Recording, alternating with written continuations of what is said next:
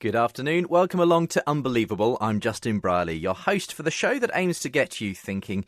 And we often bring Christians and non-Christians together on the show. Today we're doing just that. My two guests, both going under the name Peter. One is Peter S. Williams, the other Peter Millican. I'll introduce them properly. In a moment's time, we're debating something called the ontological argument for God today. So we'll be informing you all about that in a moment's time. But Unbelievable, part of the variety of shows that we bring you every Saturday afternoon as part of Faith Explored.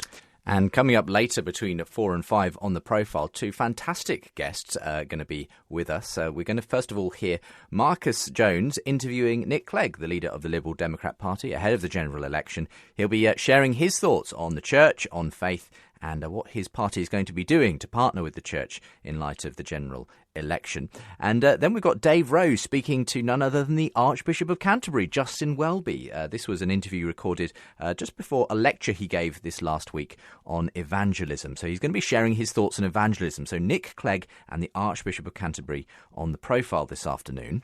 You can also, of course, get past shows of Unbelievable if you want to search the archives, download the podcast and much more besides from the website of the programme. That's premierchristianradio.com/unbelievable.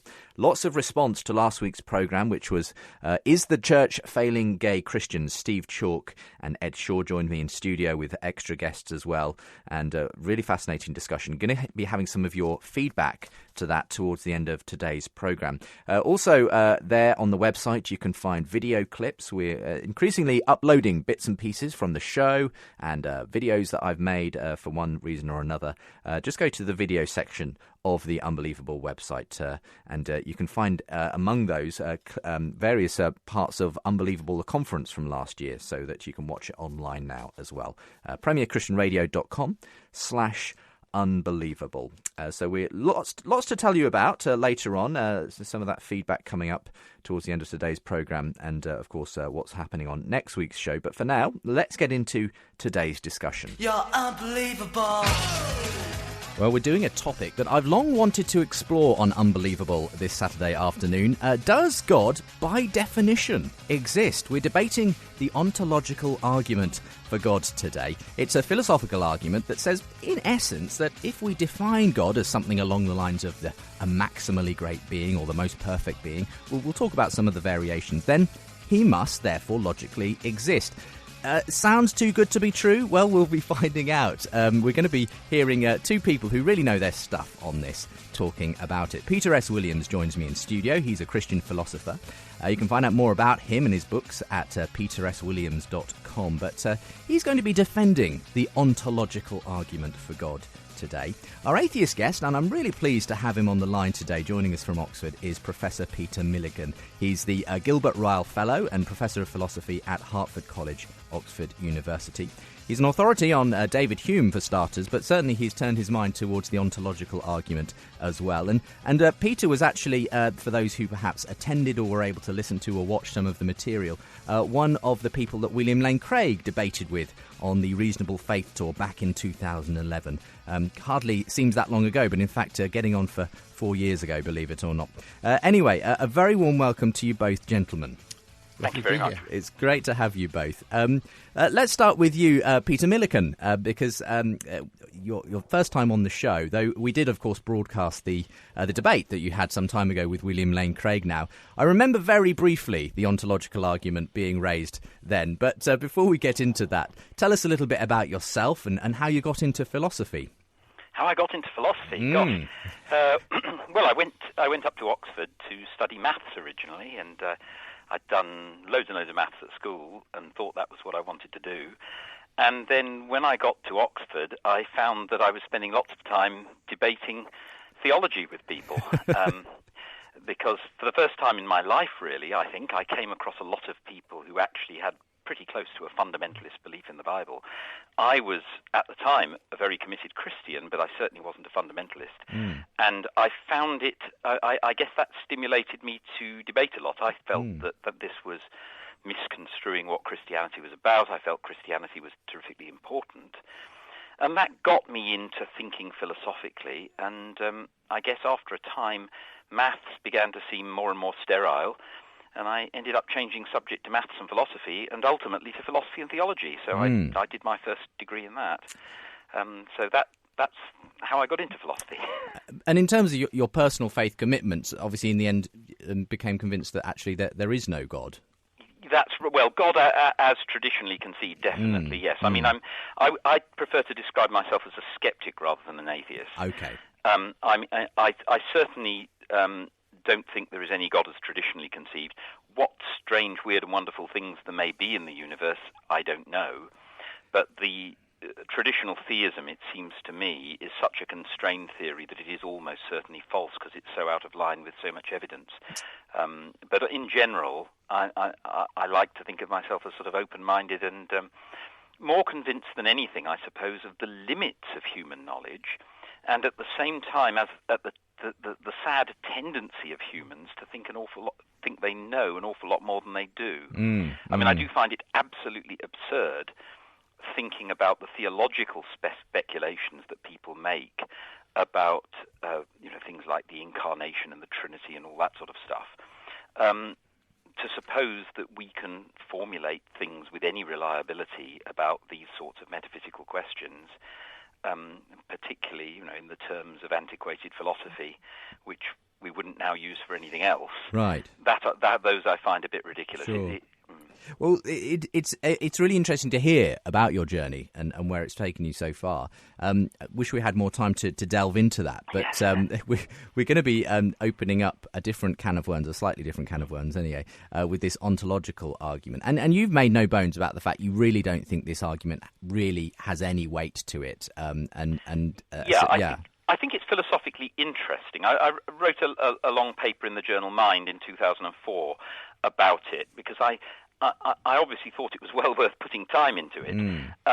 But what I think is fascinating about the ontological argument is why it fails. In other words, it's an interesting logical puzzle because people have tended to disagree about why it fails. But I think Peter would agree that he's very much in a minority in thinking that it may succeed. Okay, well, we'll find out from Peter in a moment's time. If you want to watch or listen to the debate that Peter Millican had with William Lane Craig when we were doing the Reasonable Faith tour a few years ago, I'll make sure there are links from today's programme as well. So check that out at premierchristianradio.com with today's programme. But it's great to have you on the line, Peter, to talk about this. And we'll introduce our other Peter now, Peter S. Williams, who is a Christian philosopher. No stranger to this show, of course. He's been on a few times over the years. But for those who maybe don't remember the last time you came along, Peter, you sort of grew up within a Christian framework, didn't you? But certainly you've been interested in pursuing the philosophical end of that. Yeah, absolutely. And that's, again, something that I discovered when I went off to university. It's interesting hearing about Peter Millican's journey at university. I went to university, originally at Cardiff University, to do a joint degree in English literature and music. Ah, so you're another one of these people who jumped ship. That's right. And I ended up jumping ship to my third course at the end of my first year there. You do humanities in the University of Wales. You do 3 courses in the first year. So I jumped ship to my third and finished with a degree in philosophy from Cardiff, and then went on studying philosophy further thereafter. Presumably you've kind of come to a completely different conclusion in terms of Peter's one as to where those philosophical issues led you in terms of belief in God. Absolutely, yeah. And I would almost describe myself as something of a sort of maximalist in terms of this whole area of natural theology. It seems to me the more and the deeper I think about the arguments for God, the sort of whole philosophical area of natural theology, the more I think there is to the area and to the arguments, it seems to me. Well, that's the idea here on the show. We always get people who completely disagree with each other to talk about issues. But I think we learn a lot in the process as well. Maybe sticking with you, first of all, Peter S. Williams, let's talk about the ontological argument. And we're going to have to, I'm afraid, in the course of today's show, boil this down as much as we can so that as many people as possible can grab onto what we're talking about today. And I'm really saying that for myself as much as anyone else. But the ontological argument sounds very fancy. In a nutshell, could you explain what it is? Okay, well, it is an argument that starts with thinking about what we mean when we're talking about God, how you define God, or what it would mean to be God in the sort of monotheistic biblical kind of sense, and it goes back particularly to a medieval guy called St. Anselm, who came up with the first version or versions. Scholars disagree of this argument, defining God as the greatest conceivable being. Today, as you said, different phrases are used. Say the maximally great being or the greatest possible being.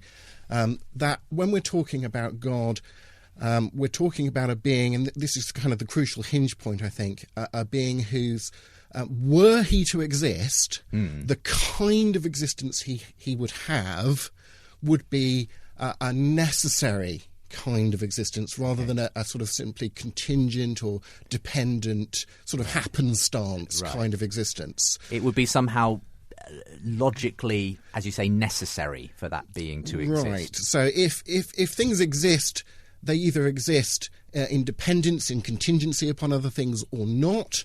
And if it's a greater kind of being to have that sort of independence of existence, that necessity of existence, then were there to be a God, of course he would have that kind of being. Now, once you get to that stage, you can then sort of follow through arguing that, well, that would mean that the only way in which God would not exist would be if it's impossible for him to exist, because that's what it is to be a necessary being. Your existence is either actual and necessary, or you don't exist and you're impossible. The one thing that it wouldn't make sense to say is that God could be like talking about the Loch Ness Monster, say, that, okay, maybe there is or maybe there isn't a Loch Ness Monster, but it makes sense to say, well, maybe there is, maybe there isn't. He could exist, but he doesn't, is something you could sensibly say. There could be aliens somewhere in the universe, but maybe there aren't. Sure. But if there's a God, he doesn't have that kind of maybe, maybe not kind of existence. So you have to kind of divide into thinking, well, okay, is God possible and therefore actual, or not actual and therefore you have to say impossible? The one thing that it sort of doesn't make sense to say is, I suppose there could be a God, but there isn't. Right. It's very interesting to hear that Peter changed subject at university, just as I did. One thing I'd say to your younger listeners who may be embarking on university choice, do try to choose a course that leaves some flexibility, because so often what we end up wanting to do when we're 19 may be very different from what we thought we wanted to do when we were 17. So there's a lot to be said for joint honours courses and things that allow flexibility. Yeah, absolutely. Yeah, very, very wise advice. I know a number of people who changed ship as well at university. But coming back to the ontological argument. Okay, so now I'll answer what you. So when it comes to the ontological argument, do you want to give us a sense of what you believe it amounts to, and even some of the different versions that you think are out there? Sure. So, as Pete said, the ontological argument standardly starts from a conception of what God is or what God would be if there were such a thing. And the idea is that the way God is understood automatically implies that he must exist, or, as Peter has suggested, it might draw the conclusion that either he's a necessary being or an impossible being, and then you make up your mind between those. The argument started with Anselm. Anselm talked about that than which nothing greater can be thought. And that's a very clever formula, an interesting formula. I think it's subtly ambiguous, but it leads to a very interesting argument. And the basic idea is that than which nothing greater can be thought. If it didn't actually exist, then it would be possible to think of something that is greater than it. Because something that does actually exist is generally going to be greater than something that doesn't. But clearly it's a contradiction if that than which nothing greater can be thought is exceeded in greatness by something else. We get a contradiction. Of course. So therefore it's impossible to deny the existence of that than which nothing greater can be thought. It's a very nice, ingenious argument. Descartes, René Descartes, famous French philosopher whose Meditations came out in 1641, he produced a version of the argument which is much simpler. He just said essentially, God is the most perfect being, by definition, the concept of God includes all perfections. Existence is a perfection, therefore God must have that perfection, God must exist. And that can seem much too quick, so quick as to be pretty much incredible, I think, for most people. It's not as clever as Anselm's, not as slippery. And then more recently, Alvin Plantinga, I think in about the 60s or 70s, came out with his version of the ontological argument, which is very much along the lines that Peter sketched. You define God in such a way that either he's a necessary existent or an impossible existent. And then the argument is, well, there's nothing contradictory in the notion of God, therefore it's reasonable to suppose that God is at least possible. But if he's possible, he must be necessary, therefore there must be a God and who necessarily exists. Well, I want us to run through this, though. Just obviously, you guys are very familiar with this argument, but a lot of people, I think, are going to be sitting there scratching their heads, going, "Hang on, how did these philosophers who do believe in the ontological argument leap from the idea of a maximally great being to that being therefore having to exist necessarily?" So the steps are: if a property of this being, of being maximally great, is existing, you'd think that would be an important part of being maximally great. Therefore, if it's possible for there to be such a being, it must exist because that's one of its properties. So the possibility of existing, because it's got this property of being maximally great, means it must therefore exist. Am I kind of getting there? Yeah, I think you're running together two different things. Okay. So in the case of Descartes' argument, yes, you simply say, look, one of the great-making properties is existence, therefore the ultimately great being must have that property, must exist. Okay, so that's a relatively straightforward argument there. Where we get the stuff about necessary existence, that doesn't really feature in Descartes' argument in the same way. But it's central to Plantinga's argument. Now, there the argument is a bit different. It goes like this. Some things exist necessarily. Right? Maybe the number one exists necessarily. You can't imagine number one ceasing to exist. Okay.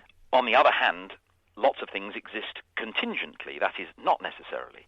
I mean, like the Earth, it would certainly have been possible for the Earth not to exist. It would have been possible for me not to exist. So I'm a contingent existent. Now, the thing is that if a being is contingent, then it is not even possible for it to have necessary existence. So if somebody says, oh, well, let's imagine a necessarily existing human being. Well, humans are by their nature contingent existence. They can't necessarily exist. They're not the sort of thing that can have that property. So actually, a necessarily existing human being is an impossible existent. Okay. Now so what we're saying is, if the property of necessary existence is not something that you can only contingently have. Okay. Does that make I'm sense? Following that. Yeah. Okay. Yeah. Now, if we then define a being in such a way that it does, by definition, have the property of necessary existence, then that kind of being has to be either necessary or impossible. It can't be contingent. So that's the sort of argument that Peter was sketching, where you say, well, God defined in this way, he's the maximally great being. Having necessary existence looks like the kind of property that a maximally great being ought to have. So we understand God to be a necessarily existing being, but a necessarily existing being cannot just contingently exist. So it must genuinely necessarily exist, or else be impossible. Yeah. And then you give your reason for saying that it is not possible. Impossible. Yeah. So basically, if it's possible for God to exist, then he must exist on the ontological argument as framed by Peter and Alvin Plantinga in that sense. That's right. But it's important to notice that the definition of God that you're considering there has to be a definition that includes necessary existence as an essential part of it. Right. So somebody that doesn't mean that God, as understood by anybody else, must either be impossible or necessary, but God defined in this particular way has to be. Okay, well, let's come back to Peter S. Williams, just to get a bit of... So you've been nodding away to the way that Peter Millican has defined it there. He's done your job for you, effectively, Peter. But, we'll obviously come to why Peter Millican doesn't think it's a good argument. But you do set some store in it. You're willing to defend it. In fact, it was interesting. I read a chapter of a book that you wrote on the argument, and you say that other philosophers have also come to the same conclusion. Even you say atheist Colin McGinn recalls being impressed with the argument when he first studied it, reporting it left me with a disturbed feeling. A lot of philosophy is like that, gripping, momentous, but also worrying, naggingly so. So obviously, I'm assuming he remained an atheist, so wasn't in the end convinced of it, but nonetheless, it's got this sort of, wow, to me, it's almost too easy. Can you really define God into existence by a philosophical argument? Yeah, and it has that sort of aura, as Peter said, of being too good to be true. It's like pulling a rabbit out of a hat somehow. There must be a trick to it. There's some kind of on meeting it. And I think that as you asked, it's to see that the argument's not simply about just defining God into existence as a matter of sort of linguistic definition. It's not arguing along the lines of, well, by the word God, let's all agree to mean a being who exists. Right.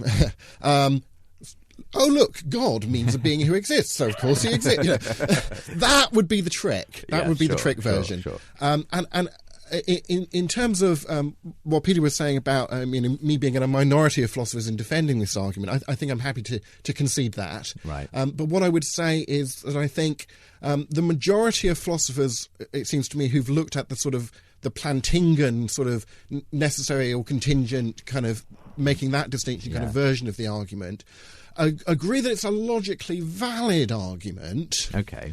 But that the disagreement comes with the crucial premise as to whether or not God is actually possible or not. So once you've said God is either possible and therefore necessary and therefore real, or he's impossible, you've given an escape clause of saying, well, all right, then I'll just say he's impossible. Right, okay. So most people say attack that premise. That's then, right. So they agree on the logical structure of the argument. That all seems to be fine. Right. Most people are happy to say. But then the debate really gets heated up over the crucial premise. Well, is God possible or is he impossible? Because you can say either. Do you, first of all, Peter Millican, agree with that it is a logical argument that it follows if the premises are true, let's say? Well, yeah, my inclination is to agree with Peter here. I mean, some will say no. It depends on particular assumptions about what's called modal logic, that is the logic of necessity and possibility. And indeed, it does depend on certain assumptions there, but they're not implausible assumptions. Okay. And my general line with these sorts of arguments is not to focus on, if you like, footling quibbles like that. I want to say, no, you can have your logical framework. Let's then see if the argument works given that framework. And if it did, that would be quite impressive. But you don't think it does? No, well, the problem with it is that it goes far too quickly. That you end up with a definition of God which has the following implication. If God, so defined, possibly exists, then he necessarily exists. But it's also a consequence of that definition that if God, so defined, possibly doesn't exist, then God necessarily doesn't exist.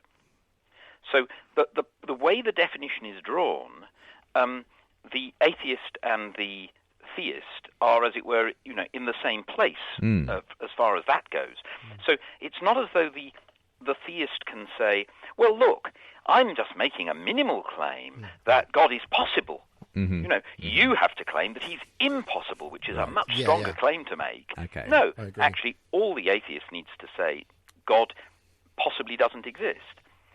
Because the trouble is, given the way God's defined, he can't be just contingent. So he's either necessary or impossible. So, if he possibly exists, then he necessarily does. If he possibly doesn't, then he necessarily doesn't.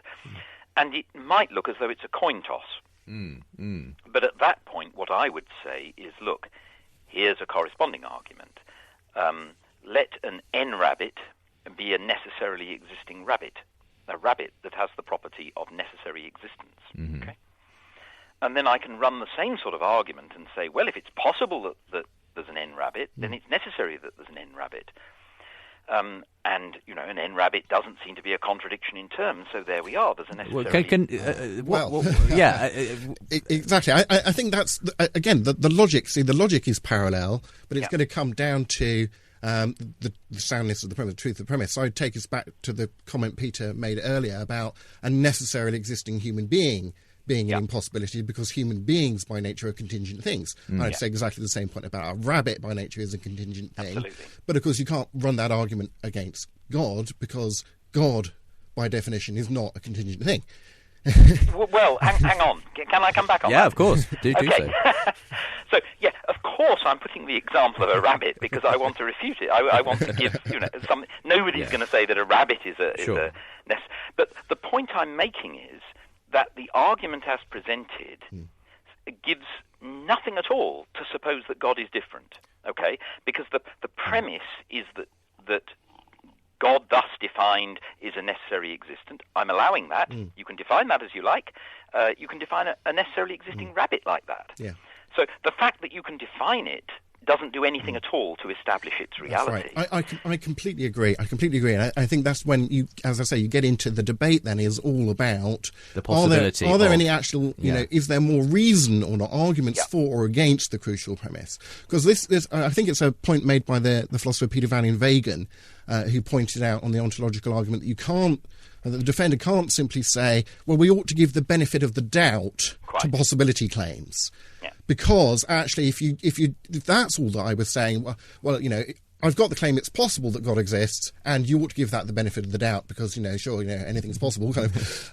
Well, actually, you could say the same about the reverse concept. You could say, maybe it's possible that there's someone who knows that God's existence is impossible. Right. And if you ought to give every possibility claim the benefit of the doubt, then everything would be proved. It would self-cancel out. So it's going to come down to, do we have some reasons for thinking that it's more plausibly true than false to say that God is possible, or the reverse? We're going to take a quick break, and we'll come back to this. I hope you've got your thinking caps on this afternoon. We're talking about the ontological argument for God here on Unbelievable. My guests are Peter S. Williams, Christian philosopher, and Peter Millican, who's a professor and skeptical, let's say, professor of philosophy in Oxford. We're talking about this argument that says, is it possible that, by definition, God exists? And we'll be back in a moment's time to continue discussing it.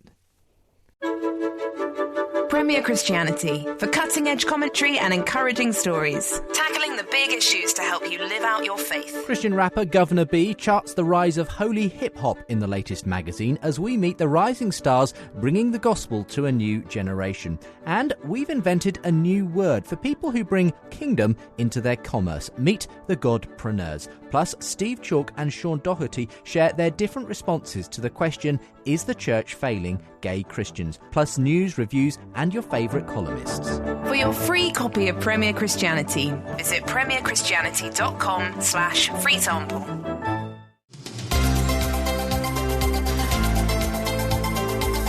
You're listening to Unbelievable on Premier Christian Radio. Well, we're continuing our discussion this Saturday afternoon on the ontological argument for God here on Unbelievable. We call ourselves the show that helps to get you thinking, and we've certainly asked you to don your thinking cap today. Very philosophical discussion. And the ontological argument for God essentially is an argument that says if we simply define God in essence as a maximally great being, that might be one way of putting it, then by definition that must include existence, and therefore if it's possible for such a God to exist, he does exist. Now, that's a very thumbnail sketch of it, and we've been hearing some of the more technical aspects of what that might mean from my guests today on the programme. Peter S. Williams joins me. He's a Christian philosopher. Find out more about him at peterswilliams.com. And Professor Peter Millican, who's a Gilbert Ryle Fellow and Professor of Philosophy at Hertford College, Oxford University. And he's been explaining why, as far as he's concerned, there really isn't... it's an interesting argument, but it's very hard to ultimately defend the ontological argument. So just in that last section, Peter Millican, Peter Williams was explaining that, yes, he certainly is in the minority when it comes to people who defend the ontological argument.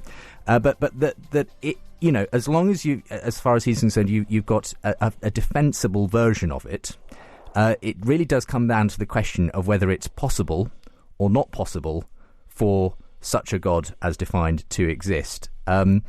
Is that the kind of the point at which you kind of, as it were, level your attack at the argument as to whether it is indeed possible for such a God to exist?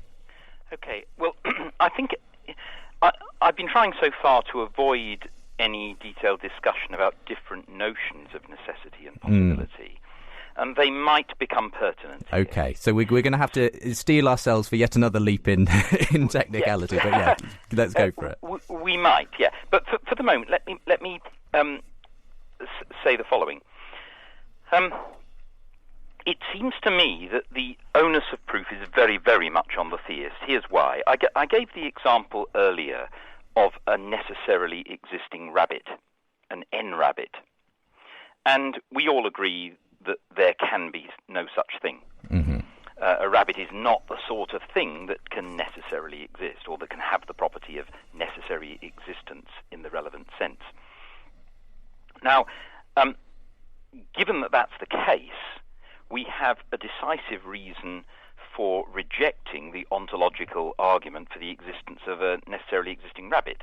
Mm-hmm. Okay, given you've got a toss-up, either in a sense, either it's possible that there's such a necessarily existing rabbit, or it's possible that there isn't, and we know that whichever possibility you go for, that's going to imply a necessity. But given that choice, we will much prefer to say, no, that sort of thing cannot necessarily exist. Mm-hmm. A rabbit is not the sort of thing that can have the property of necessary existence. Okay, so what sort of things can have the property of necessary existence in the relevant sense? Mm. Well, one's inclined to say things like numbers. Yeah. The number 1, the number 4, these are things that could not fail to exist. If they do exist, they absolutely necessarily exist. Mm-hmm. So as long as I'm referring to a genuine possible number, there must be such a thing. And what sort of things do we think couldn't have that property? Well, generally, the things that we encounter in the contingent world, the things that have causal influence on us, the things that we see around us. Now, God, as traditionally understood, is a being who acts in the world, who has causal powers, who does things. That doesn't look like the sort of abstract object to which we are prepared to ascribe necessary existence. So I would say that given that the notion of God is much more like the notion of a person than it is like the notion of a number, we have very strong reason for saying that God belongs with persons as a contingent rather than a necessary existence in the sense that we're using it here. That is the sense of logically necessary existence, the sort of necessity that has the properties that Alvin Plantinga ascribes. Yes. Now, somebody might say, but look, everybody understands that God's existence, if God exists, is going to be different from that of humans. God is not going to be dependent on other things in the way that we are. God is not going to need to be created, nor will he pass out of existence as we will. Now, I can concede that. I can say, yes, absolutely. But the kind of necessity you're talking about there is not the necessity of logical possibility and impossibility. There you're talking about something very different, which is a kind of independence. And that is not the sort of necessity to which Plantinga's argument can properly be taken to apply, or at least it requires significant argument to say that it would. Okay, very interesting. I mean, I've sometimes heard it said as well as an objection. Well, if you could define a pizza as having great making properties of being, and that would mean that necessarily the greatest ever pizza has to exist, and so on. And I hear the same point being made here, that we don't do that for contingent objects like pizzas, like rabbits. What reason do we have to do it for what, in your view, Peter Millican, is another contingent object, as far as you can see, God? So the weight of the burden of proof is on Peter Williams to explain why God is a necessary thing in the way that a number is, almost. So Peter, do you agree? Is that what you have to now show, that God is necessary in this particular way?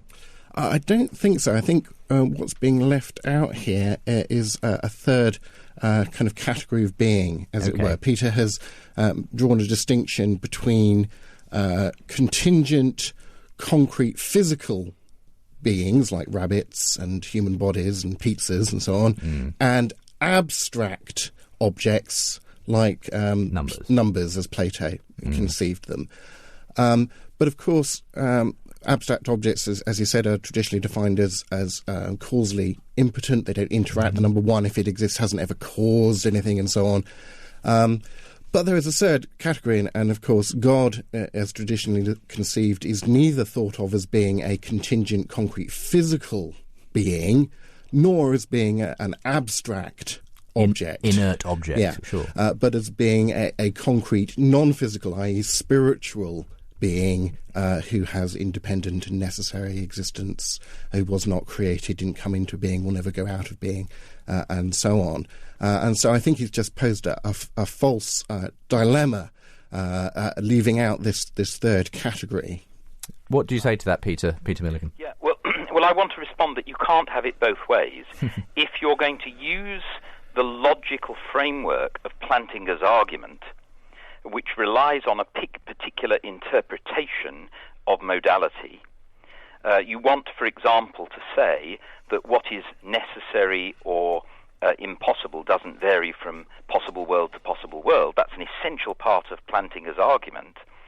Then that only works if you're using a very austere notion of necessity, namely something like broad logical necessity. But once you start talking about dependency and things like that, whether one being depends on other beings, I've said, I won't say I've conceded, because I'm quite happy to acknowledge that the notion of God as traditionally understood involves, if you like, some rather more meaty notions of necessity, but those won't give you the ontological argument. So you can say, look, I believe that there is a God who is necessary in the sense of being completely self-sufficient, independent, never passing out of existence, never needing to come into existence, etc., etc. And you can say, I think there is such a being. My response will be, well, maybe there is, but if there is, you cannot prove it using Plantinga's type of argument. You're going to have to give some positive reason for supposing that there is such a thing. And simply talking about such a being, it goes no way to showing that there really is one. Even if I allow you to have the concept, personally, I'm happy to do that. I'm happy to say, let's allow that concept makes sense. Where's the argument that there actually is such a being? Right. Well, I think perhaps, and it's difficult without getting into. Do we want to get into the difference between logical and metaphysical necessities and so on? But I think. Well, let's give it a go. Going back to the. You've taken us this far. We might as well go the whole. The sketch that I started with, where I'm basically sort of boiling down Plantinga's kind of argument into a single syllogism, and saying with the notion of God as the maximally great or greatest possible kind of being. At saying that if one exists, one either does have contingent or necessary existence, the other option being impossibility, that God is either impossible or possible in the kind of existence that he has, and that, as we're seeing, the debate is about, well, is it possible for God and therefore necessary and real, that follows that's not hinging upon treating God as an abstract object, but on thinking of God as a metaphysically real object, but not a concrete physical object, but a metaphysical reality who, were he to exist, would exist with a necessity of existence, that it wouldn't be possible for him to not exist. That there's in the Plantingan, there's no possible world in which such a being would not exist. But I don't think that's depending upon treating God as one of these sort of abstract objects. You don't think, therefore, that the type of necessity in this argument that you're essentially borrowing from Alvin Plantinga, that necessity is restricted to this very austere notion that Peter Millican says it is to things like abstract objects, numbers, and so on. It's the kind of necessity that one would talk about in talking about the contingency cosmological argument, where you're talking about metaphysical necessity or contingency. So just run us through that. So in that case, the necessity of the cosmological argument is that there must be something because... because there are things that exist. If one exists either contingently or necessarily. You can't have an infinite regress of contingent things depending upon contingent things, concrete so there must objects. Be a necessary... So there must be a necessary thing somewhere, something whose existence is necessary, not contingent. Right. And if it's necessary, well, then it's necessary. Yeah. So okay, go ahead. Yes, Peter Millican. Yeah. So the way I'd respond to that, the kind of notion of necessity that one might want for the cosmological argument is a sort of ontological self-sufficiency, that I clearly am a contingent being. I various causes produced me. I didn't produce myself. I couldn't have existed by myself, and so forth. And one's tempted to say, well, we look around us and we see all these contingent existence in that sense, and there is a natural tendency to want to trace it back to some self-sufficient, necessary existent, and that's where we get the God of the cosmological argument. So I agree with Peter there, but I mean, I don't think it's a good argument, but I think it's a tempting argument. But notice that notion of necessity is not logical necessity, or even broad logical necessity, as Plantinga calls it. So imagine a possible world in which there was such a being. In that world, such a being could never go out of existence, all right? So such a being would be, as it were, necessary in that world. But you can also imagine a world in which there was no such being. And if you accept the cosmological argument, you might think that therefore there will be nothing in that world. But, that's debatable. But whether there are other things in that world or not needn't concern us. The point is that you could imagine a world containing such a self-sufficient being, and you can also imagine a world that doesn't contain such a self-sufficient being. And the point would be that in those different worlds, they now have different possibilities and necessities by virtue of either containing or not containing such a being. Now, straight away, that means the logical principles of Plantinga's argument won't work, because Plantinga's argument depends on the necessities and possibilities not varying from world to world.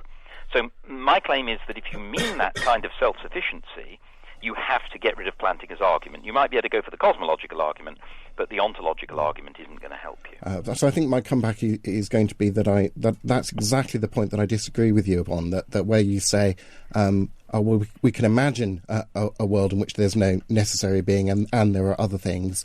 That's perhaps what I want to say. Well, you can imagine it, but is that logically possible? That actually, that the very point at issue is whether that is actually metaphysically possible or not. So that the very point that you set aside, I think, is the crucial point at variance. Okay, so could I here appeal to Christian tradition?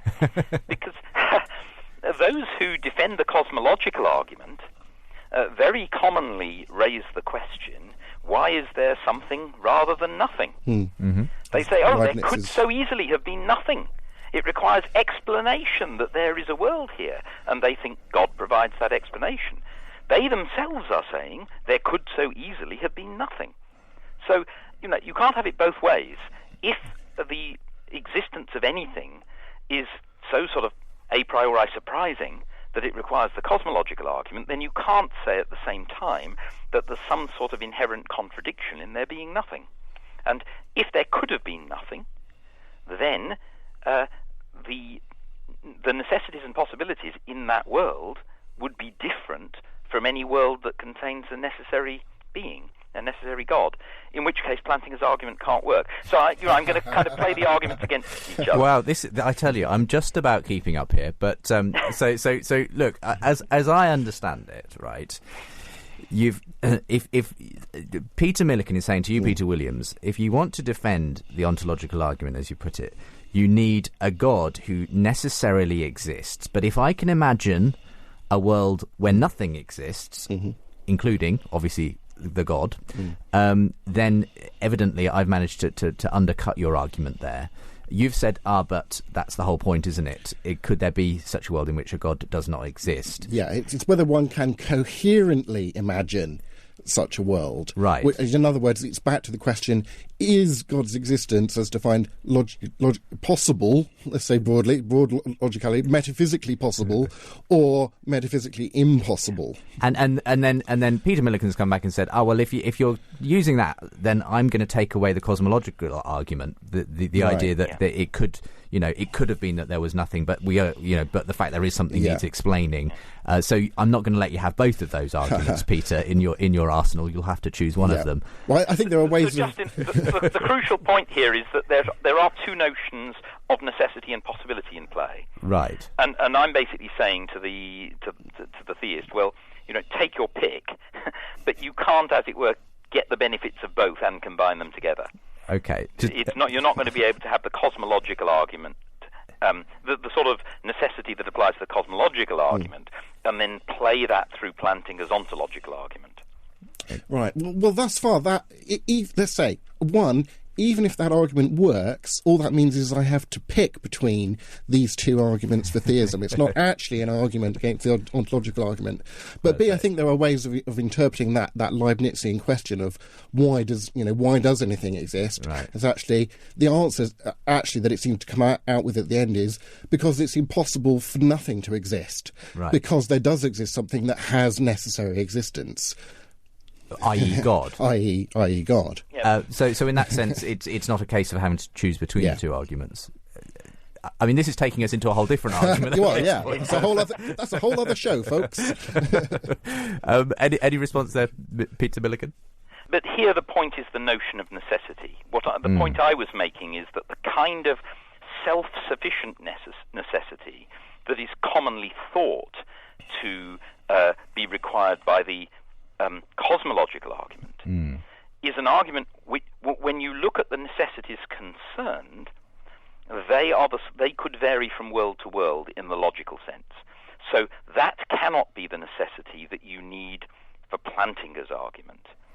And again, I'm happy to accept that the notion of a self-sufficient being makes sense. You can define that however you like. I'll give you that it makes sense. But the theist has to show that there is one. And if he can't do it by the logic of the ontological argument, then how's he going to do it? Now, the cosmological argument attempts to show that there must be such a thing. And of course, if that worked, then that would supply the missing link, as it were. But I'm not persuaded by that. And I don't think the ontological argument is any help here because that requires a different notion of necessity. Incidentally, I think it's a shame we haven't discussed Anselm at all because perhaps if I can just very quickly say with the Plantinga argument, if somebody wants a very quick put down of it, I would say this. Plantinga's argument is such like, it essentially says this: the following kind of being, namely, a perfect being which is such that if it possibly exists, then it necessarily exists, possibly exists. Mm-hmm. That is just begging the question. It's saying, I'm going to define a being in such a way that if it possibly exists, then it necessarily exists, and then I'm going to say that it possibly exists. Right. I really think it's got no more force than that. And in that sense, it's semantics and wordplay, as far as you're concerned, to that degree, Peter. He's defining a notion in such a way that its mere possibility will imply its necessity, and then saying that it possibly exists. And I think that really shouldn't persuade us. Well, that's kind of exactly what you said we shouldn't be doing with this argument at the beginning, Peter Williams. But yeah, absolutely, I kind of agree with that point. But as I said, that is only as much as to say, to agree that with Plantinga's logic is fine, but it all comes down to saying you've got to say more than give me the benefit of the doubt when I say that it's the crucial premise, it's possible. That you've got to say something more than that. Yeah, but I'm adding that the logic is only sound if you presuppose a particular notion of necessity, and that particular notion I don't think is going to give you what you want, from the kind of cosmological view of God. I mean, okay, we're just coming towards the end of this second part, so let's start to wrap things up. Peter S. Williams, I'm not sure where to go from this. We kind of have reached an impasse, I think. We could have discussed Anselm. Let's maybe talk about Anselm at some point as well. But for you, are you kind of... How much kind of, because it's a somewhat complex argument anyway to get your head around, is this one that, if someone said, give me your best proof for God, you'd give to them? or would you say, would you reserve this for sort of when you're 2 hours into the conversation? That's right, yeah. It wouldn't be the one I draw out of my top pocket first, let's put it like that. And I certainly wouldn't produce it, as it sometimes has been produced in the history of philosophy, as kind of, here's a knockdown argument. Okay. For God, it just shows you're stupid if you think there's no God. Once I've defined it like this, etc., etc.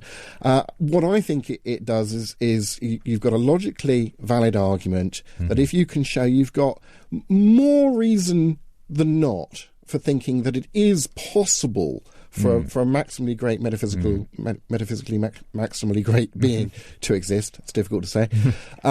Then it's an argument that gives you some reason to believe in God. It's part of the cumulative case of arguments for God that I would give. Do you know of anyone who has changed their view on the basis of this argument alone? I mean, could you tell me anything? Yeah, I do. There's a philosopher called Trent Doherty, for example, who has said that he changed his mind because he of the became a theist argument. because of the ontological. Yeah. Do you know anyone, Peter? Peter Millican, in this case? I'm not sure. Bertrand Russell is reputed to have said at one point, my great God in boots, the ontological argument is sound after all.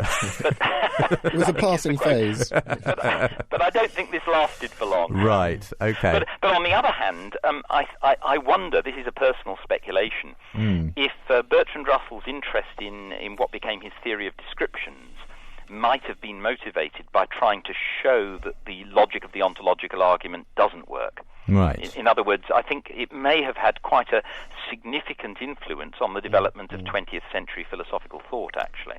Yeah. Okay. So I've heard what you've both said, and I think it's a really interesting one. I mean, it's one that I honestly don't quite know where I stand on. I would never really attempt to persuade someone using the ontological argument because I only just about grasp it myself, I think. But in a sense, I suppose it plays into lots of other arguments. As we said, it kind of links at some level to the cosmological argument and other things. Is what the person... I mean, do you think that the other way in which it gets attacked, Peter Millican, by people saying, well, I'm going to show to you why God is not possible, is a kind of an incoherent concept in the first place.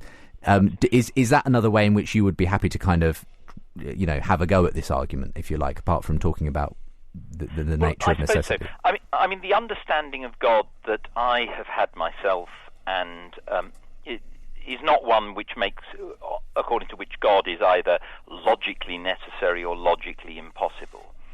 So personally, I'm not particularly attracted by that line, but I'm happy to give it as a kind of reductio ad absurdum. That is, the person who thinks that the ontological argument is a good argument is putting themselves in danger of defining God in such a way that he could actually be logically impossible. I mean, just like I don't believe that it's possible to have a necessarily existing rabbit, I don't believe that it's possible to have a logically necessarily existing God. I'm distinguishing that from the sort of self-sufficient kind of necessity, which may well be possible for all I know, but that's a different concept. We're going to take another quick break, and we'll just have 5 or 10 minutes to start wrapping things up. And I know you wanted to briefly mention Anselm's version of this as well to Peter Millican. So we'll go to another break and come back in a short moment's time, and we'll finish this discussion on the ontological argument for God, asking today on Unbelievable, does God by definition exist? Welcome back to the final part of Unbelievable this Saturday afternoon. Part of Faith Explored and brought to you in association with Premier Christianity magazine. If you want to get hold of a copy, you can find a free sample copy simply by going to our website and asking for one. premierchristianity.com/free sample. The March edition is out now, and some fantastic features in it. I can highly recommend getting your hands on the hard copy, if you like, of it, as well as looking at the articles that we've put online this month. But something you might be interested in if you are an Unbelievable listener is the article by Steve Chalk and Sean Doherty on that question from last week's show, is the church failing gay Christians? But also in the Faith Explored pages there in the magazine, I asked Peter J. Williams, who's the warden at Tyndale House and an Old Testament scholar, to look at the question, did God command genocide in the Old Testament? Which again is a subject we tackled recently on the programme, and he gives his answer. It's a really interesting one if you're able to pick up a copy of the magazine. premierchristianity.com/free sample to order a free sample copy of March's edition. Just a quick mention as well that something exciting coming up this week is John Lennox. He's going to be launching his book Against the Flow, The Inspiration of Daniel in an Age of Relativism. He is, of course, a professor of mathematics at the University of Oxford. He's widely associated with other organisations as well, including the Oxford Centre for Christian Apologetics, who are doing the book launch there in Oxford. It looks like an excellent book. Does history have meaning? Are there ultimate values? Where does individual significance come from? So in an election year here in the UK, the biblical book of Daniel seems more relevant than ever.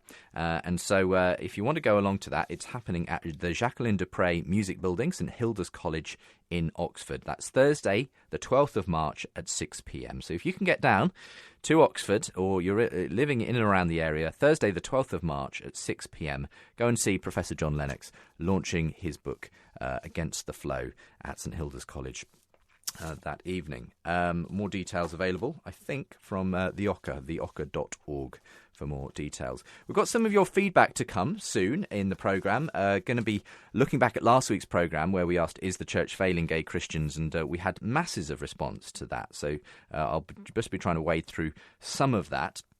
Also, we're going to be hearing your response to one or two other programmes that we had recently as well. Time now, though, for the final part of this discussion. I've been joined today by Peter S. Williams and Peter Millican, one a Christian philosopher, the other a sceptical atheist philosopher, talking about the ontological argument for God. You're listening to Unbelievable on Premier Christian Radio. Well, coming back to both of you gentlemen, you I know wanted to talk about Anselm, the way that he defined the ontological argument as well, Peter Millican. Was he one of the first to dream up this particular argument? Oh, he was the first. He was the first, yes.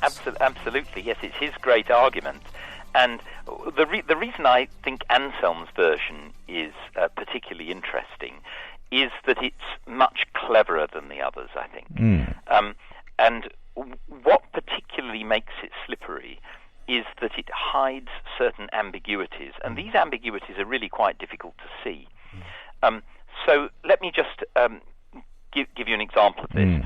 Suppose I say God is that than which nothing greater can be thought. Okay, that than which nothing greater can be thought. And now I ask you, can you think of anything greater than... And here I choose some immensely powerful, good individual. So I'm going to choose Marcus Aurelius, the Roman emperor, who probably had the greatest combination of wisdom and power that maybe there has ever been in the world. Despots are not normally very good people. Can you think of anything greater in terms of power, wisdom, goodness than Marcus Aurelius? And you probably can't, okay, because anybody you think of who was better than Marcus Aurelius morally, almost certainly didn't have anything like as much power. Okay. So I'm going to say, well, Marcus Aurelius is that than which nothing greater can be thought, because you cannot think of anything greater than Marcus Aurelius. Okay. Now you're going to say, well, wait a minute, that's obviously not what I meant when I said that than which nothing greater can be thought. I wasn't thinking of anything less than God, right? So then I say, well, okay, what do you mean by that than which nothing greater can be thought? You don't just mean that which is so great that it's not possible to think of anything greater. No, you say, it's that than which it wouldn't be possible for there to be anything greater. Well, okay, but how do I know that there is such a thing? And the risk is that when you say that than which, it sounds like you're actually speaking of a thing that exists. But so there's another ambiguity between that thing which is in fact so great that nothing could possibly be greater, or that which, if it existed, than which nothing could possibly be greater. So basically you get a three-way ambiguity in Anselm's formula.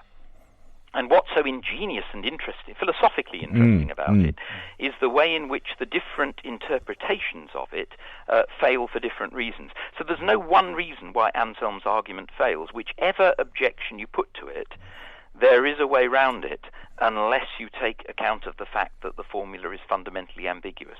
So, I think if you like, as a logical exhibit, it's really fascinating. Yes.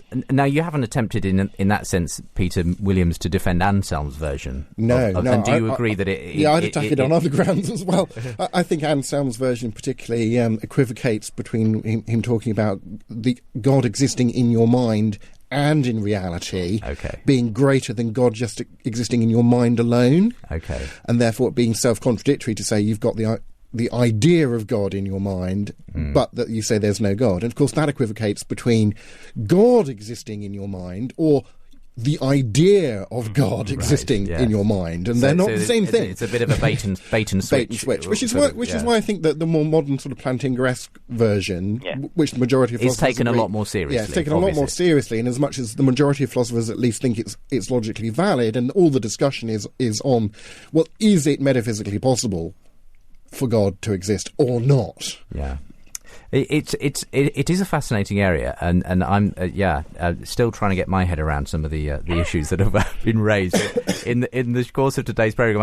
I hope if you're listening, it's helped you to think through this. Maybe you've heard of the ontological argument. Just something I should have asked right at the beginning of the program, but just for those who just don't know, why is it called the ontological argument? What does that refer to? What does the word ontological mean? Perhaps Peter Millican, do you want to explain that? Yes, I remember writing a paper on various arguments about the existence of God and agonizing over whether to use upper or lowercase letters. And I decided the ontological argument, you have to use uppercase letters because the ontological argument is a name, not a description. Okay, the word ontological just means to do with existence. Okay. And just like the cosmological argument, that has to be a name of an argument because lots of arguments are cosmological, lots of arguments are ontological. But Immanuel Kant, I think it was, gave the name ontological argument to this particular argument, and it's stuck. So when people talk about the ontological argument, capital O, capital A, that is, I think, a proper name of this argument. Right. And it's because it's to do with existence. That's what ontology... Yeah, but lots of philosophers' arguments are to do with existence. So you see what I mean? Yes, indeed. There are lots of arguments that are ontological, but only one capital O ontological means argument. We're talking about the argument for God specifically. Yes, sure. And, well, when I say there's only one, actually, of course, we've been talking about variants of it. Yes. I take it there's an ontological argument, capital O, is an argument for God's existence which starts from something like a bare definition or a bare concept or a bare understanding of what God is or would be, and doesn't rely on any input from, as it were, the nature of the world. Sure. And by the way, you asked the question to Peter, but not to me, but if I were a theist... I would not be pushing the ontological argument. I'd be pushing the fine-tuning argument. Yes, you feel there's a lot more leverage there in terms of potential fruit. Yeah, I think that's a genuinely interesting argument and raises some fascinating questions, whereas I think most of the traditional arguments for God are literally useless. Right. They deliver almost nothing. Well, speaking of the fine-tuning argument, that, of course, was the main aspect of what you debated William Lane Craig on a few years ago, and I will post links to that as well. If people want to hear more from Peter Millican, then do go to the website today, premierchristianradio.com/unbelievable. Peter S. Williams, before we finish up, if people want to do further reading, any particular resources you could recommend?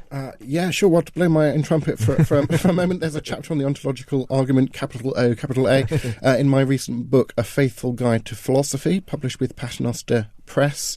We'll give a link on the website, I'm sure. And I've got a YouTube playlist of little videos about the ontological argument that we could link to as well. And I'll make sure to link to your books and website as well, Peter Millican, so people can find out more. Can I suggest one thing? Of course. There's an online resource which is excellent called the Stanford Encyclopedia of Philosophy. The Stanford Encyclopedia of Philosophy. It's very suitable for university students and so on. School children might find it quite demanding. Okay. But it is an excellent resource on all things philosophical, and its discussions of various arguments for God are well worth looking at. Well, thank you very much for taking the time to be on the programme, both of you gentlemen. And I'm pleased to be able to say we've done the ontological argument now on Unbelievable. We probably won't come back to it for another 8 years, but we can say we've done it. So thank you, Peter Millican and Peter S. Williams, for being with me Thanks today. Thanks so much. Great being with you, Peter. Nice to talk to you.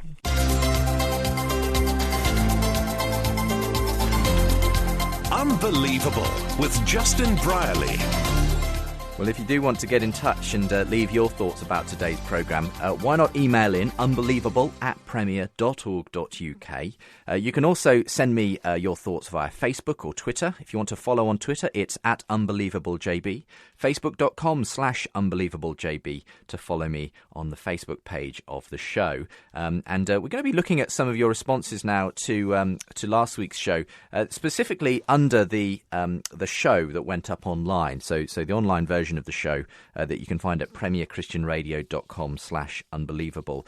Steve Chalk and Ed Shaw joined me with their different perspectives on the question of whether the church is failing gay Christians. And on the line, we were joined by Jane Ozanne, who was a leading evangelical in the Church of England. But after she came out, so changed her perspective on the issue of sexuality. She was talking about her journey. And we also heard from Rosaria Butterfield, who kind of went in the opposite direction, having been a lesbian English professor who, when she found faith, that changed a lot in her life, including her eventually actually marrying a Reformed church pastor. So it was a really interesting show, lots of different perspectives that were included on that show. And if you go to the show and look at some of the discussion underneath it on the web page, you'll find some of this. And I'm just going to read a few of the contributions that are there. Russell, who said, "This show confirmed to me that the homosexual activists inside and outside of the church will never stop until the theology of the church is changed to affirm homosexuality and gay marriage. How many times did we hear Steve Chalk and Jane insist that the theology of the church must change? Steve can say, kudos for having this conversation about the church and why it's failed. We must continue to dialogue. But when an orthodox Christian position is pressed upon him, he starts to whine and huff and demand that the theology of the church must change." Rosaria Butterfield was absolutely right. And then Jane pipes up and says, "Well, that's her journey, now I have mine. While I respect her position, I've chosen my way, and I'm seeking God in my way, and he has affirmed my way." Jane throws out her ability to read Hebrew and Greek as if God has given her the decoder ring that no one in the last 4,000 years had. And then we're told about the great number of evangelical leaders who want to come out of the closet but can't because they're afraid of losing funding. These wolves in sheep's clothing should be removed so that they can dialogue with Steve Chalk more often. I propose they all form a gay denomination and consult with Mel White on how to do it. Anyway, there you go. That was Russell's thoughts. D and BJ13 came back on that to say, Russell, your post fails to acknowledge that the doctrine of homosexuality has already changed, even within the confines of the Bible. Scriptures you didn't quote are those that required God's people to put homosexuals to death, along with witches and the like. While that's not exactly retracted, we get the sense that Christians were not to put homosexuals and adulterers to death. That is a major doctrinal change. If the doctrine can change that much within Scripture, why suppose it's out of line for it to continue to evolve? Then T. Danny says it's a battle for your faith. With due respect to the opinions of all who have commented, I think God's grace, love, forgiveness, etc. has been misinterpreted by the church. I think grace should empower us to overcome sin and not to habitually live it, because of God's love and grace covers it all. Jesus loves sinners but not their sins, and he expects us to accept his saving grace and then go and sin no more after receiving forgiveness. The church is continuously under pressure to accept whatever is socially or politically correct. Whereas Haggai 1:9 responds to that to say, quoting you, the church is continuously under pressure to accept. You say that real church isn't under any pressure that it should lead to acceptance. It may hear the clamour of trial and tribulation, but it doesn't participate in it. Although it is called to object to the unrighteousness behind such clamour, it does so as a body corporate with authority and power which the world doesn't have. The early church learned all of this in times very similar to today. We need to be as stoic as they were. I'll just read one more comment from the comment section underneath the show online. Ray, who says, I was really intrigued by Jane Ozanne's comments that it, or her love of women's same-sex attraction, is not about sex. This isn't a cheap shot, but I'm not sure I understand what she means, because to my mind it's profoundly about sex, for I'm sure that throughout history there have been numerous examples of deep and inseparable bonds of love and friendship and companionship between man and men and women, father, mother, son, daughter, brothers, sisters, man, woman, and young children, even mankind and animals, all without involving sex. To my mind, if Jane, as she says, loves women but controls her sexual urges towards them, then I really don't see a problem with that. Nor do I see any problem with any of the aforementioned relationships if they don't involve sex. So it seems to me it really does boil down to sex. I'm just trying to understand what she means, but I'm not really seeing it. And you go on to say, I do think that Ed's point about taking up the cross is important. I may have a deep admiration, profound love and great longing for my neighbour's wife and be absolutely convinced that she completes me. It may even drive me to distraction, depression and ill health, but surely I know that I cannot have her. That's the cost of discipleship. But then there are far greater and deeper costs than the one that Jane or I may feel we're asked to hear. Anyway, those were just some of the comments that came in on the back of that. But also, you've been sending in your emails. Here's Michael, who says, as an atheist, there is a workaround. If evangelicals had to live a life of celibacy after their first divorce, perhaps they'd show more compassion for homosexuals. But evangelicals have managed to overlook Jesus' strong instructions regarding divorce and remarriage, picking and choosing scriptures that cast their solution in a Bible-approved light. Straight evangelicals could interpret the Bible in a manner supportive of their LGBT brethren, if they really wanted to, but instead they insist their lesbian sisters and gay brothers in Christ do without any physical intimacy for a lifetime, merely because God crafted them differently. So there must be some other reason evangelicals refuse to apply a similar sort of selective interpretation to a couple of lines in Leviticus. Is this reason any better than those once used to justify the subjugation of women, beating of children, laws against interracial marriage, or the practice of chattel slavery? Perhaps in time we will see an end to homophobia, and it can join these other injustices in the dustbin of history. Then Grace weighs in and says, I hope you're having an awesome week, Justin. Thanks again for a fantastic magazine and broadcast. I've been finding the past programmes really interesting and trying to promote the programme wherever I can. Thank you, Grace. You say, in response to the article and programme on homosexuality, though I must say first that I'm terrified of coming across as judgmental. I certainly don't feel judgmental, but can be bad at wording myself accurately. But I'm just going to quote a couple of things you say here, Grace. You say, I agree that, as he said on the show, Ed and those like him with same-sex attraction but who live in celibacy are heroes of the faith. He is putting God's wisdom first. As Christians, we don't believe that God's priority is that we be happy, as Steve Chalk advocated, but that we be holy. The eternity that we will spend with him will make our struggles in this life seem, as Paul says, momentary. If we don't find our relationship with God exciting enough to sacrifice sex for, we haven't pursued it deeply enough. And if we're unwilling to sacrifice sexuality for the sake of putting God first in our lives, we will drift away from him. St. Paul's teaching to the Corinthians makes me very concerned that those who take Chalk's approach are causing a lot of harm, supporting something that will separate people ultimately from full intimacy with God. Thank you very much, Grace. Interesting perspective from you on that. And here's some more that came in by email. Margaret says, "Hi, I'd like to support Ed Shaw in the position he takes on same-sex issues, a stance which I think is not very popular. Well done, Ed. Now, I'm 56, heterosexual, but so far celibate, as I've not met a man I'd like to marry. So thank you for bringing up the point that we can be fulfilled without sexual intercourse. I agree that the Church is in danger of taking on board the world's view, which is contrary to this. Thank you for your very well-styled programme," says Margaret.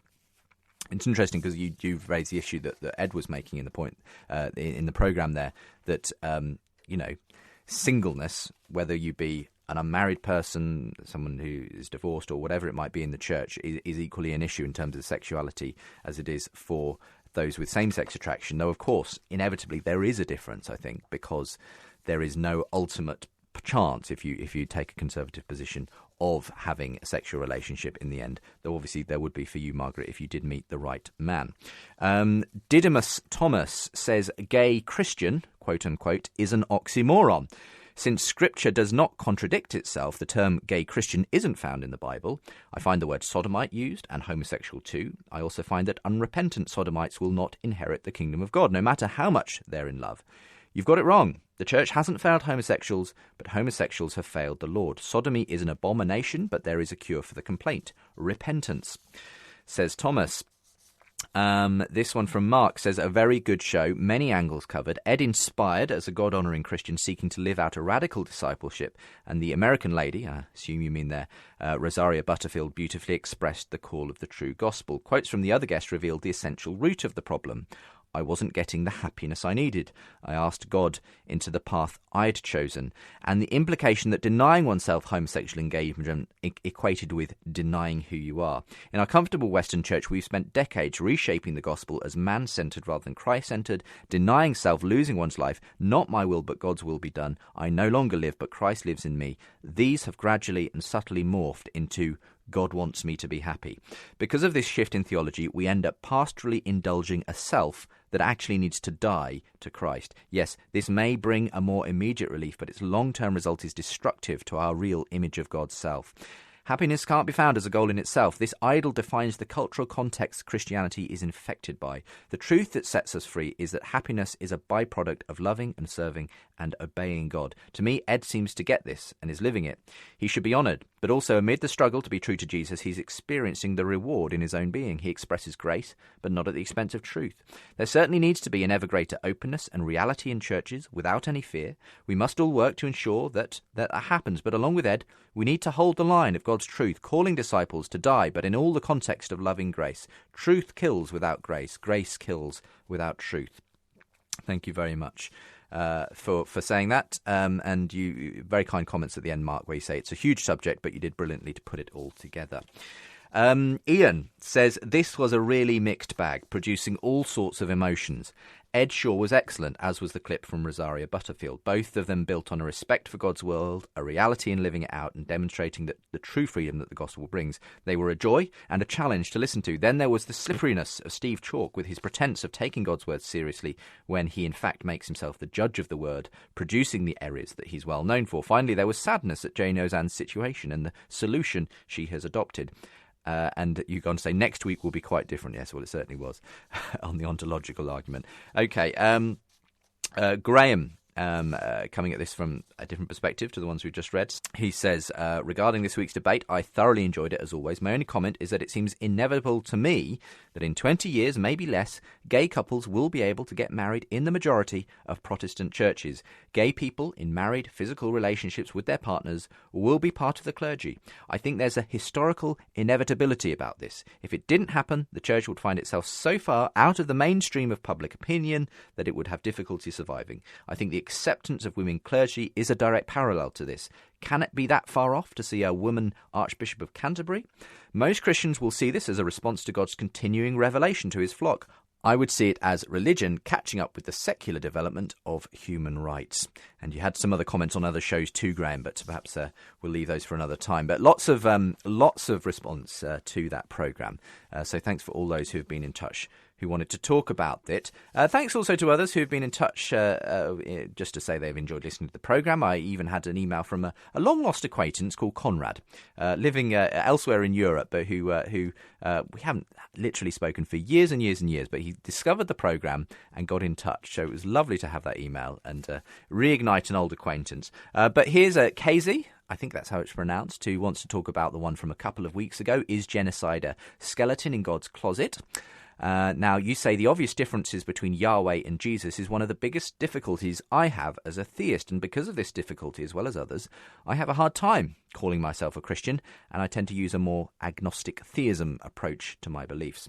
Basically, I believe Jesus was a revolutionary who challenged the authorities of his time. I found myself agreeing with almost everything your guest Jeff Cook had to say in regards to the differences between Yahweh and Jesus' personalities and what seemed to be Jesus revising Old Testament laws. What I didn't get from Jeff is how he reconciles those differences. And I think the reason you didn't get that is because Jeff fully admitted he hasn't really reconciled that in his own mind. But anyway, you say he believes Jesus is worth worshipping and Yahweh is not, yet he also believes in the Trinity. I don't think he quite said Yahweh is not worth worshipping. I think he maybe went more for a perspective that he doesn't see that those texts are necessarily divinely inspired or something like that. But anyway, you say, in conclusion, to me, the Old Testament is a product of its time and Yahweh nothing more than a Bronze Age god. And you just feel that it can't be reconciled with the person of Jesus. I beg to disagree. I think that Jesus, read the same Old Testament that we read, but that Jesus, yes, he shed a completely different, if you like, light upon them, perhaps than they had been seen in before. And as for Jesus, a revolutionary who challenged the authorities of his time, yes, of course, he was revolutionary and he challenged the authorities of his time. But I don't think that's all he did. And if we were to read the Gospels for what they are, they obviously make far larger claims than that about Jesus in terms of his divinity and his part in ushering in the kingdom of God. But in any case, KZ, good to have your input. Thank you very much.